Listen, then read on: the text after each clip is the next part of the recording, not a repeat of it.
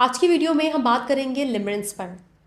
वैसे तो अगर आप किसी क्लिनिकल साइकोलॉजिस्ट के पास जाएंगे तो वो कभी भी आपको ना लिमरेंस नाम की किसी मेंटल इलनेस से डायग्नोज नहीं कर सकते, क्योंकि लिमरेंस नाम की कोई मेंटल इलनेस मौजूद नहीं है DSM-5 में। लेकिन जो मौजूदा दौर के क्लिनिकल साइकोलॉजिस्ट हैं उन्होंने ये बात नोट की है कि उनके पास जो लोग आते हैं उनमें लिमरेंस नाम की कंडीशन के काफ़ी सारे सिम्टम्स पाए जाते हैं।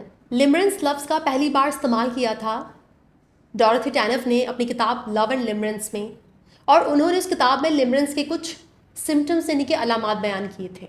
और वैसे ही अलामात आज कल के साइकोलॉजिस्ट जो उनके पेशेंट्स हैं उनमें वो देखते हैं, उन्हें नज़र आते हैं। लेकिन चूँकि लिमरेंस DSM-5 में मौजूद नहीं है, तभी इसके बारे में जो क्लिनिकल साइकोलॉजिस्ट हैं वो कुछ कहते नहीं, क्योंकि इस पर कोई रिसर्च नहीं हुई। लेकिन अभी हाल ही में कुछ साइकोलॉजिस्ट ने लिमरेंस पर ना एक केस स्टडी को शेयर किया है एक रिसर्च पेपर में, और बाकायदा उसकी ट्रीटमेंट, उस केस स्टडी की ट्रीटमेंट को भी शेयर किया गया है। तो आज की वीडियो में हम लिमरेंस पर बात करेंगे, इसके सिम्टम्स पर बात करेंगे, कॉजेज़ पर भी बात करेंगे, और इसकी ट्रीटमेंट क्या है इस पर भी बात करेंगे। लिमरेंस एक ऐसी कंडीशन है जिसमें कोई भी इंसान किसी भी दूसरे इंसान के साथ ऑब्सेसिवली अटैच हो जाता है, यानी कि जुनून की हद तक। इस हद तक कि उस अटैचमेंट का, उस ऑब्सेशन का उसकी जो डेली लाइफ है, जो उसकी रोज़मर्रा की ज़िंदगी है, उसकी प्रोडक्टिविटी है, उसकी मेंटल हेल्थ और उसके रियल लाइफ रिलेशनशिप्स पर बहुत बुरा असर पड़ता है। जिस इंसान के साथ आपको लिमरेंस हो उसे LO कहते हैं, यानी कि लिमरेंट ऑब्जेक्ट। डॉरथी टैनफ के मुताबिक लिमरेंस एक ऐसी इनवॉलेंटरी, ओवरवेलमिंग, लॉन्गिंग वाली फीलिंग होती ना, कि जैसे एक चाहत, एक आपकी चाह किसी इंसान को हासिल करने की, लेकिन इस चाहत का जो इजहार है वो नहीं किया जा सकता, क्योंकि ये फीलिंग्स इंसान खुद तक रखता है।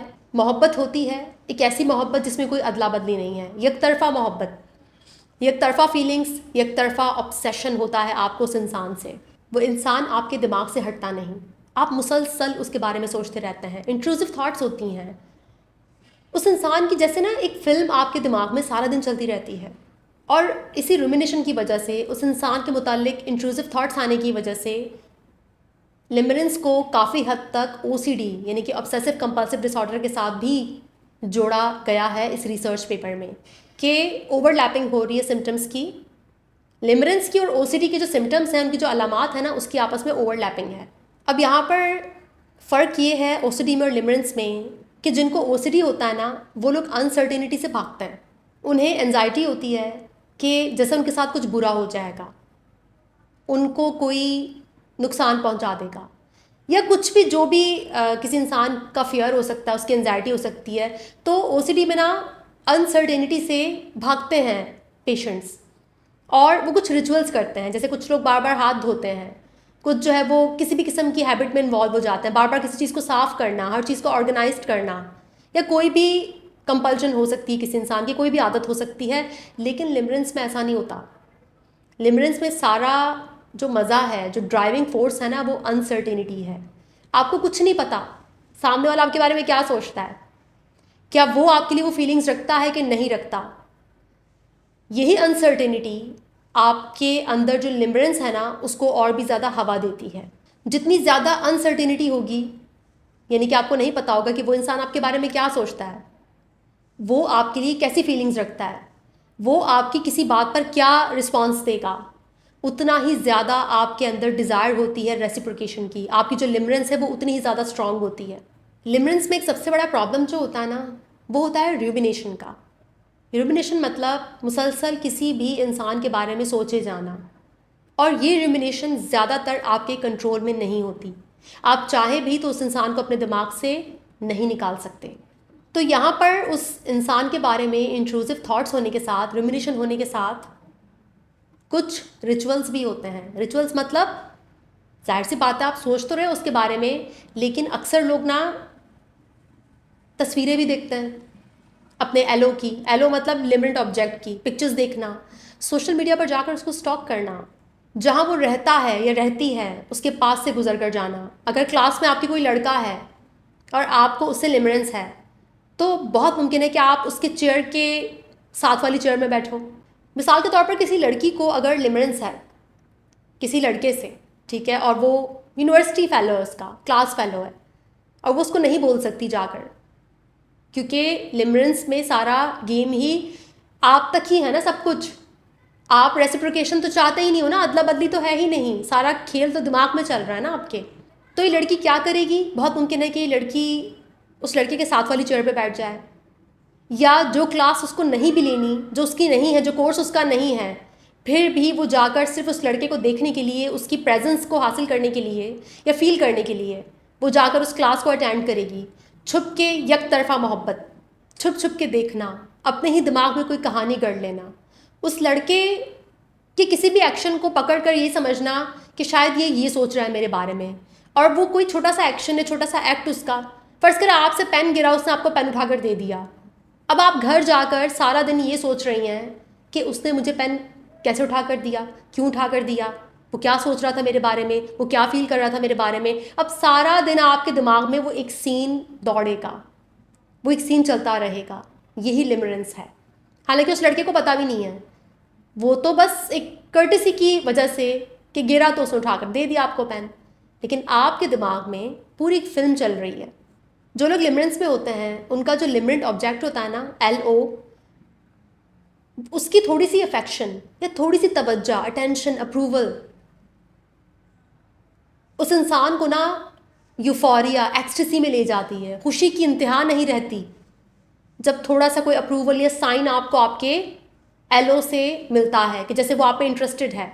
और अगर LO से डिसअप्रूवल मिले तो यही इंसान बहुत ज़्यादा मायूसी में, डिस्पेयर में, होपलेसनेस में, डिप्रेशन में चला जाता है। इसका पूरा जो मूड है ना, वो LO के ऊपर डिपेंड करता है कि उसने क्या अटेंशन दी, कैसे अप्रूव किया, कैसे उसने इंटरेक्ट किया। लेकिन फ़र्ज़ करें कि वो जो पेन गिरा और वो लड़के ने उठा कर दिया, तो इस लड़की का मूड अच्छा हो गया, क्योंकि इसने अपने दिमाग में सोचा कि देखो ये रेसिप्रोकेशन हो रही है, इसके दिमाग में रेसिप्रोकेशन हो रही है। हालांकि वो लड़का, उसने तो जस्ट नॉर्मली कैजुअली पेन उठा कर दे दिया।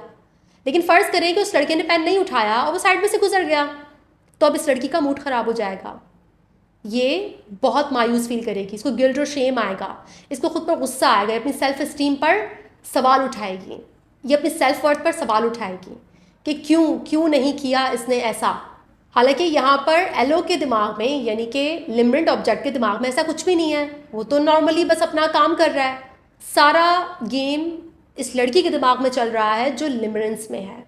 लिमरेंस की सबसे डेंजरस बात ये है कि इसके सिम्टम्स OCD से भी मिलते हैं और SUD यानी कि सब्सटेंस यूज़ डिसऑर्डर से भी, क्योंकि जो इंसान लिमरेंस में होता है ना, उसका ब्रेन बिल्कुल किसी एडिक्ट ब्रेन की तरह काम करता है। ये जो इंसान लिमरेंस में होता है, फ़र्ज़ करें वो लड़की जिसकी मैंने आपको एग्जांपल दी जो लिमरेंस में है, दिमाग कुछ इस तरह से काम करता है ना कि प्लानिंग करती रहेगी कि कैसे मैं इस इंसान के करीब जाने की कोशिश करूँ।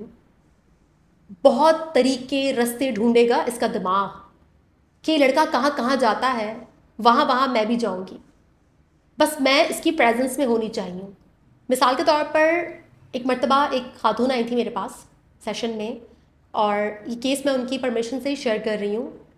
उनका एक अफेयर था ऑनलाइन, उन्हें लव एडिक्शन था। जी हाँ, लव एडिक्शन, मोहब्बत भी एडिक्शन है, नशे की तरह है, और लिमरेंस से मिलता जुलता ही था। लेकिन चूंकि उनके केस में थोड़ी रेसिप्रोकेशन थी, अफेयर था, तो मतलब सामने वाली जो पार्टी है वो भी इन्वॉल्व थी। मैं यहाँ पर आपको बता रही हूँ कि आपका ब्रेन, एक एडिक्ट ब्रेन कैसे काम करता है। मैं ये एग्जाम्पल दे रही हूँ आपको। अभी खातून मैरिड हैं, तो जब आप मैरिड होते हैं तो फिर तो अफेयर गिल्ट लेकर आता है ना, और आपको पता होता है कि ये आपकी शादी बर्बाद कर देगा।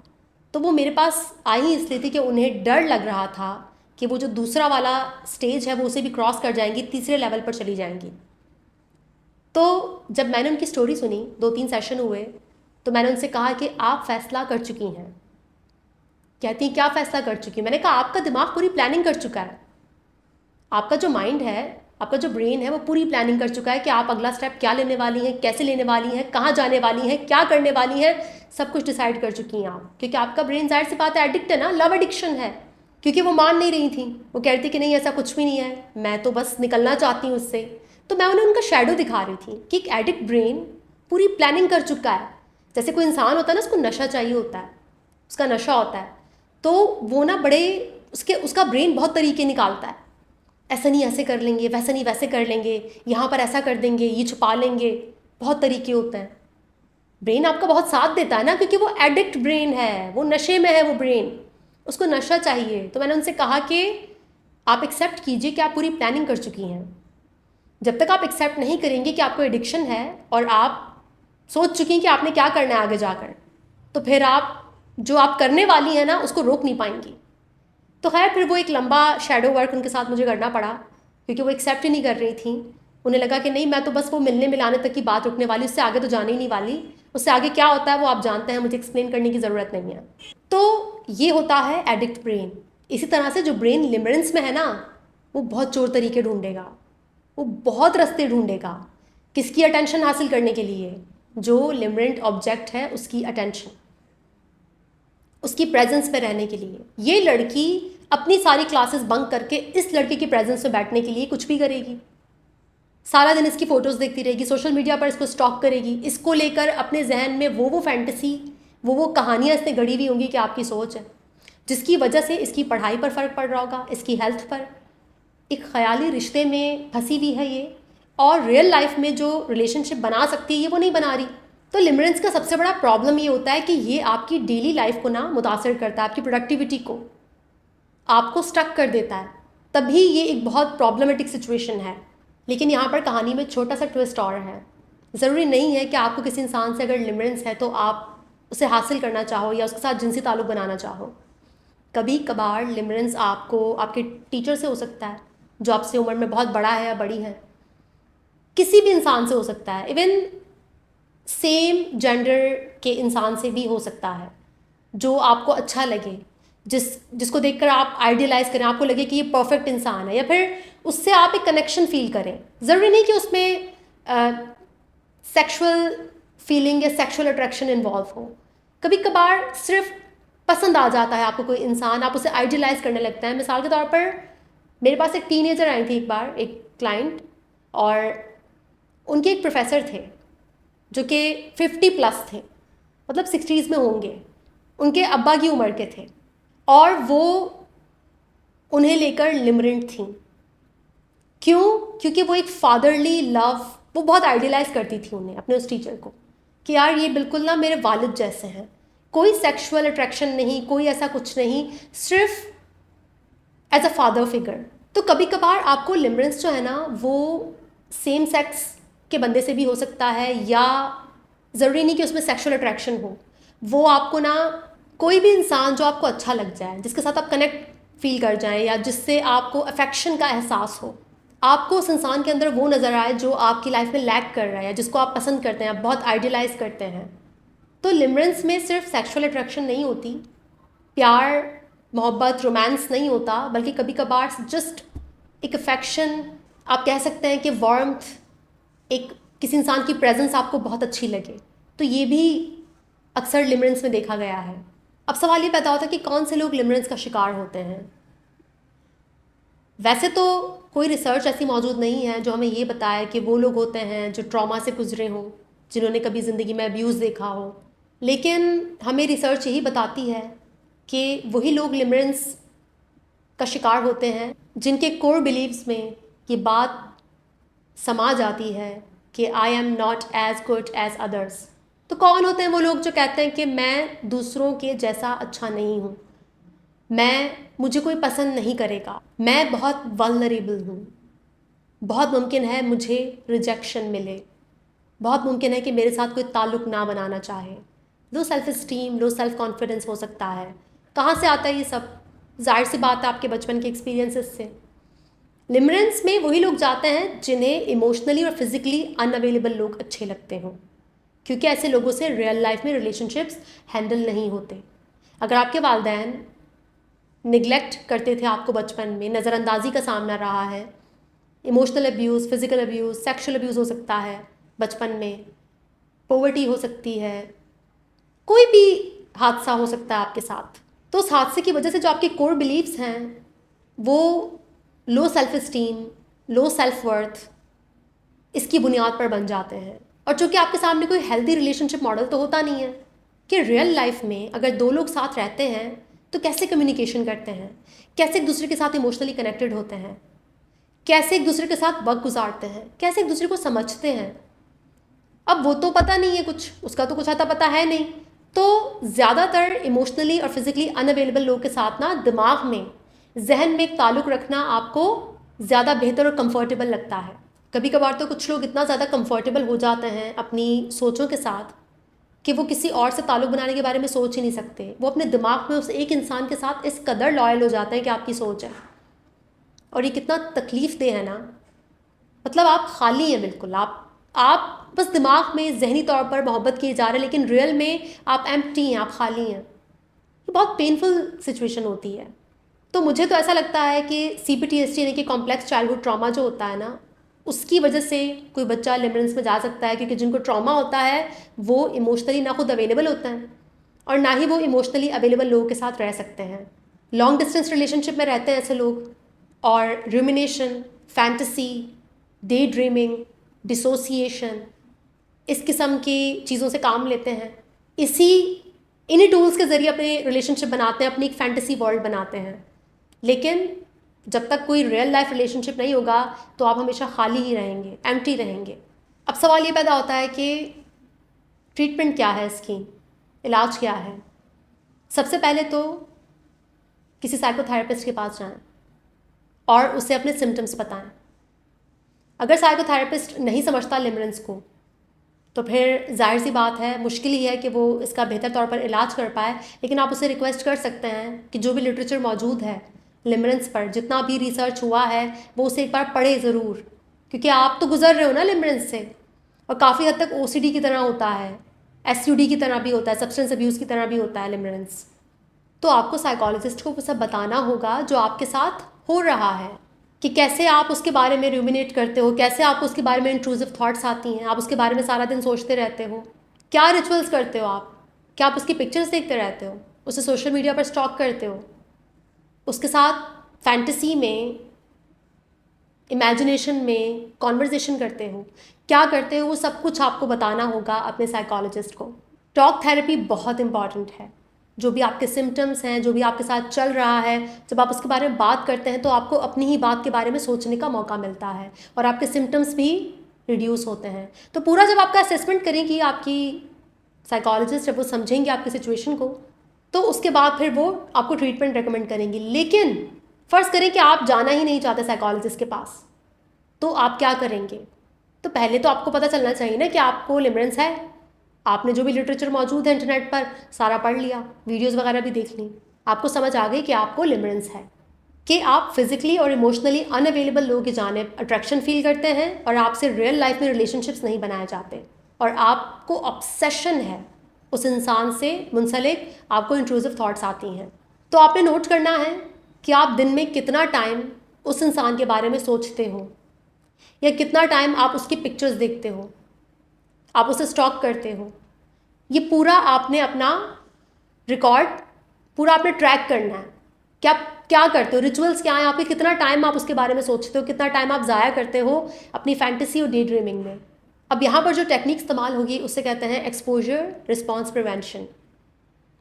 सबसे पहले तो अगर ये मुमकिन है कि आप वो जो भी आपका LO है यानी कि लिमिटेड ऑब्जेक्ट है, अगर आप उसको छोड़ सकते हो, नो कॉन्टैक्ट हो सकते हो, सारे कॉन्टैक्ट्स ख़त्म कर सकते हो, तो ये तो बहुत अच्छी बात है। लेकिन फ़र्ज़ करें कि वो लड़का आपकी क्लास में है और आप अवॉइड नहीं कर सकते, आप दोनों सेम सेमेस्टर में, सेम सेक्शन में, सेम क्लास में हो। अब क्या करेंगे आप? अब आपको पता है कि आप अवॉइड तो नहीं कर सकते उसको, वो तो आपके सामने रहेगा, तो आप क्या करोगे? जो आपके कंपल्शंस हैं, जो आप अपनी सोचों में जाते हो, डे ड्रीम करते हो, जो उसके बारे में आपकी आइडियलाइजेशन है, जो उसके बारे में आप डे ड्रीम करते हो, आपने उसको रोकना है। आपने उन तमाम रिचुअल्स में इन्वॉल्व नहीं होना, आपने सोशल मीडिया पर उसको स्टॉक नहीं करना, बार बार माइंडफुलनेस का इस्तेमाल करना है। आपने माइंडफुल रहना है कि ये लड़का क्लासरूम में है, मैं इसको अवॉइड नहीं कर सकती, मुझे रोज़ इसको देखना है।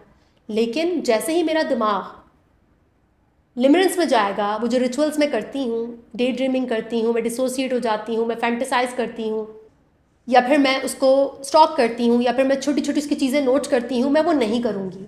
मैं माइंडफुल होकर उन रिचुअल्स को अवॉइड करूँगी। मैं लड़के को अवॉइड नहीं कर सकती क्योंकि वो आपका को वर्कर हो सकता है, वो आपका क्लास फेलो हो सकता है, लेकिन मैं जो रिचुअल्स मैं करती हूँ मैं वो नहीं करूँगी क्योंकि मैं माइंडफुल हो चुकी हूँ। मुझे समझ आ चुका है कि मुझे लिमरेंस है, मुझे ऑब्सेशन है उस लड़के से। तो यहाँ पर आप अवॉइड तो नहीं कर सकते, आपका एक्सपोजर है, आप नो कॉन्टैक्ट नहीं हो सकते एलो के साथ, लेकिन आप जो वो कंपल्शंस हैं, जो आपके रिचुअल्स हैं, आप उन्हें अवॉइड कर सकते हो। और असल गेम उसी को तो अवॉइड करना है क्योंकि आपका सारा टाइम वो रिचुअल्स ही तो खा रहे हैं। उसके बारे में डे ड्रीम करना, उसके बारे में सोचना, उसको देखना, तो ये सारी चीज़ें आपको माइंडफुल होकर अवॉइड करनी होंगी। इसमें आपको टाइम नहीं ज़ाया करना होगा, बार बार खुद को याद दिलाना होगा कि वेट, ये लिमरेंस है, इसकी कोई हकीकत नहीं है। अब यहाँ पर सबसे बड़ा प्रॉब्लम क्या है कि जो भी लिमरेंस से सफ़र कर रहे हैं ना, जो गुजर रहे हैं सिचुएशन से, उनके अंदर बहुत शेम होता है और उनके लिए वो रिलेशनशिप इतना ज़्यादा इम्पॉर्टेंट हो जाता है, इतना ज़्यादा इम्पॉर्टेंट हो जाता है कि उसके बग़ैर रहना यहाँ तक कि अपने ख़्यालों में भी नामुमकिन लगता है। उस इंसान के बारे में जिससे आपको लिमरेंस है, आपको बहुत ना, आपकी जो थॉट्स हैं वो बहुत आइडियलाइज्ड होती हैं, बहुत ज़्यादा आइडियलाइज्ड थॉट्स और बिलीव्स होते हैं आपके उस इंसान के बारे में जो कि इस लिमरेंस की साइकिल को चलाए रखते हैं। अब यहाँ पर या तो अपनी थेरेपिस्ट की मदद से या फिर ख़ुद आप अपने आप की मदद से जो भी आइडियल और इरेशनल बिलीव्स हैं आपके अपने एलो के बारे में, यानी कि लिमिटेड ऑब्जेक्ट के बारे में, उस लड़के के बारे में, उस लड़की के बारे में, वो आपको रीफ्रेम करने होंगे, रीस्ट्रक्चर करने होंगे। आपको खुद को बताना होगा कि ये सब इतना अमेजिंग नहीं है, मैं आइडियलाइज़ कर रही हूँ क्योंकि मेरा ब्रेन लिमरेंस में है, मुझे कंट्रोल नहीं है इस पर। जो भी मेरी थॉट्स हैं, जो भी मेरे बिलीव्स हैं इस इंसान के बारे में, वो सच नहीं हैं। तो जो थॉट्स आ रही हैं आपको उस इंसान के बारे में, आपने उसको रीस्ट्रक्चर करना है, आपने खुद को बताना है कि ये इरेशनल है।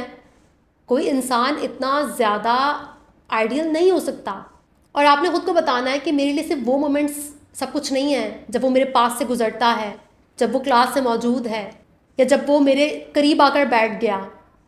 नहीं, मेरी लाइफ में और बहुत कुछ है जो बहुत इम्पॉर्टेंट है।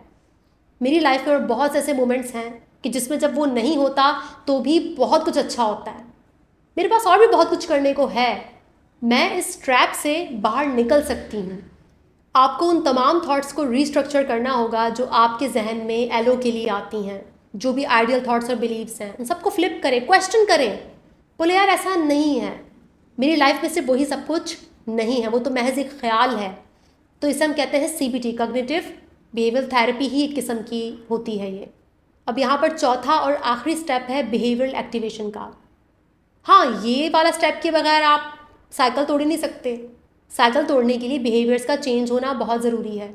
यहाँ तक आपको पता चल गया कि आप लिमरेंस में हो, आपने अपने रिचुअल्स भी नोट कर लिए, मैं कहाँ कितना टाइम ज़ाया करता हूँ, आपने अवॉइड भी किया रिचुअल्स अब आप नहीं कर रहे, और आप जो हो ना वो अपने जो थॉट्स हैं उनको भी आप रीफ्रेम कर रहे हो, रीस्ट्रक्चर कर रहे हो, लेकिन अब नए बिहेवियर्स आने चाहिए ना। अब आपको जब उस साइकिल को तोड़ना है, आपने तोड़ तो दिया साइकिल को, लेकिन अब कुछ और भी तो ऐड होगा ना लाइफ में, कोई नए बिहेवियर्स जो आपकी आइडेंटिटी, जो आपको एक आइडेंटिटी देंगे, आपको सेंस ऑफ वेलबींग देंगे, और जो भी आपके अंदर लो सेल्फ कॉन्फिडेंस है, लो सेल्फ एस्टीम है, या फिर आप इमोशनली और सोशली कनेक्टेड नहीं है लोगों से, तो ये बिहेवियर्स, तो ये जो नए बिहेवियर्स हैं ये आपको मदद करेंगे नई आइडेंटिटी बनाने में, एलो से हटकर, लिमरेंट ऑब्जेक्ट से हटकर अपनी एक आइडेंटिटी बनाने में, नए सोशल कनेक्शंस बनाने में, नए इमोशनल कनेक्शंस बनाने में और नए रिलेशनशिप्स बनाने में। आपको देखना होगा कि वो कौन सी एक्टिविटीज़ हैं जिनको आप अपनी लाइफ में ऐड कर सकते हो, जहाँ पर आप लोगों से, नए लोगों से मिल सकते हो, नई एक्टिविटीज़ कर सकते हो। वर्कआउट करना बहुत ज़रूरी है, एक्सरसाइज कर सकते हैं, आप जिम जा सकते हैं, अपनी बॉडी का ख्याल रख सकते हैं, नए फ्रेंड्स बना सकते हैं। क्या क्लास में और लड़के नहीं हैं उस लड़की के? क्या यूनिवर्सिटी में और लड़के नहीं हैं और लड़कियां नहीं हैं? क्या कोई सोशल लाइफ नहीं बन सकती? क्या कोई हॉबीज़ लाइफ में ऐड नहीं हो सकती? क्या कोई स्किल नहीं सीखी जा सकती? क्या कोई फ़न एक्टिविटीज़ नहीं हो सकती लाइफ में? और भी बहुत कुछ हो सकता है, क्योंकि बहुत मुमकिन है कि आपके ट्रॉमा ने या आपके एक्सपीरियंसेस ने आपको बहुत इंट्रोवर्टेड कर दिया हो और आपको लोगों से मिलने में कोई इतनी दिलचस्पी तो है नहीं। तो आपने अपने दिमाग में एक दुनिया बना ली है जहाँ पर आप एक तरफा मोहब्बत का शिकार हैं। और मोहब्बत भी कोई ऐसी वैसी नहीं है ना, जुनूनी है, बहुत ऑब्सेस्ड है, जहाँ पर इंतहाई आइडियलाइजेशन है, बहुत आइडियल थॉट्स और बिलीव्स हैं उस इंसान के बारे में। तो आपको अपनी लाइफ में नए लोगों को, नई एक्टिविटीज़ को ऐड करना होगा। अगर तो ट्रॉमा से गुजरे हैं तो प्लीज़ उसे हील कीजिए, ट्रॉमा वर्क कीजिए, इमोशनली अनअवेलेबल लोगों से अपनी जान छुड़ाइए। जो लोग इमोशनली अवेलेबल हैं, फिज़िकली अवेलेबल हैं, उन्हें अपनी ज़िंदगी में ऐड कीजिए, क्योंकि आपके अंदर का खालीपन, जो आपके अंदर एक खला रह गया है, जिसे आप फैंटेसी से भरने की कोशिश कर रहे हैं, एक तरफा मोहब्बत से भरने की कोशिश कर रहे हैं, ऑब्सेशन से भरने की कोशिश कर रहे हैं, वो कभी नहीं भरेगा। आप हमेशा खाली रहेंगे, आप हमेशा दुख में रहेंगे, क्योंकि आप सोशल क्रिएचर हो ना। सोशल क्रिएचर को सोशल कनेक्शंस चाहिए, रियल लाइफ इमोशनल कनेक्शंस चाहिए।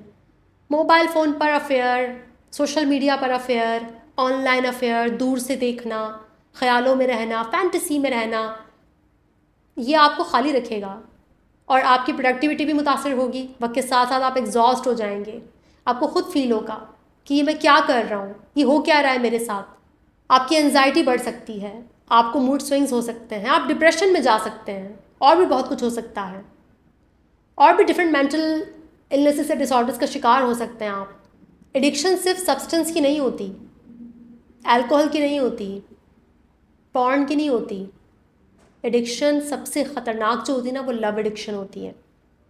जी हाँ, लव एडिक्शन सबसे ज़्यादा ख़तरनाक। वो लोग जिन्हें हर दूसरे दिन प्यार हो रहा होता है। लिमरेंस के मुतालिक मैंने कुछ नया पढ़ा तो सोचा कि आप लोगों से शेयर कर लूँ, बहुत मुमकिन है किसी के काम आ जाए। उम्मीद करती हूँ कि आप इस कंडीशन से बाहर निकलने की पूरी कोशिश करेंगे। Self love, self compassion, self worth, self esteem, ये सब कुछ बेहतर करने की कोशिश करेंगे, अपने ट्रॉमा को हील करेंगे और इमोशनली फ़िज़िकली अवेलेबल लोगों को अपनी ज़िंदगी में शामिल करेंगे जो आपकी इमोशनल नीड्स को पूरा करें। वीडियो को यहीं पर ख़त्म करते हैं। इंशाल्लाह नेक्स्ट वीडियो मुलाकात होगी, तब तक के लिए अपना बहुत ख्याल रखिएगा। Thank you so much.